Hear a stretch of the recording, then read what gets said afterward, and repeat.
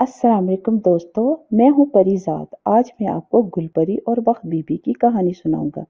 बख्त बीबी गांव के बिल्कुल आखिरी हिस्से में रहती थी। उसके पास 3 घड़े थे जिनमें रोजाना दूर नहर से पानी भरकर लाती और सहन में रख देती। तपती गर्मियों में राह चलते मुसाफिर, स्कूल के बच्चे और ज़रूरतमंद इसके घर का दरवाज़ा खटखटाते और पीने के लिए पानी मांगते तो बख्त बीबी खुशी खुशी लोगों को पानी पिलाती। बाज़ औक़ात इसके अपने लिए भी पानी ना बच पाता, मगर वह दूसरों को पानी पिलाकर दिली सुकून हासिल करती थी। एक दिन बख्त बीबी ने नहर के किनारे अपने कुछ कपड़े और बर्तन धोए और फिर तीनों घड़े पानी से भरे।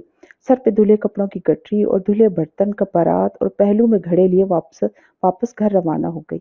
काफी फासला तय करने के बाद उसे याद आया, तीसरा घड़ा तो वो नहर के किनारे ही भूल आई। मगर अब क्या हो सकता था, वो तो अब घर पहुंच चुकी थी। अगले दिन बख्त बीबी बीमार पड़ गई। हस्बी आदत लोग उसके घर से पानी पीने आते रहे और नतीजे में घड़ों का पानी खत्म हो गया। कुछ मुसाफिरों ने पानी के लिए उसके घर का दरवाजा बजाया, मगर उसने नकाहत से माजरत कर ली। इधर तीसरा घड़ा पानी से भरा जमीन पर वैसे ही पड़ा रहा। यहाँ एक मजदूर गधे पर मिट्टी लादे गुजरा और बहुत सी मिट्टी उस घड़े में गिर गई।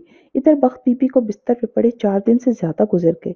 वो एक बार फिर जैसे तैसे उठी ताकि घड़े पानी से भरकर लाए और पानी की उम्मीद पर आने वाले लोगों को मायूसी से बचा ले। यकदम उसके सामने गुलपरी रंगीन फूल लिए उसके सामने नमूदार हुई, जो उसके तीसरे घड़े में उगाए थे। वो बहुत प्यार से बख्त बीबी से मुखातिब हुई। बख्त बीबी, तुम दुखी मत हो, बख्त बीबी, मैं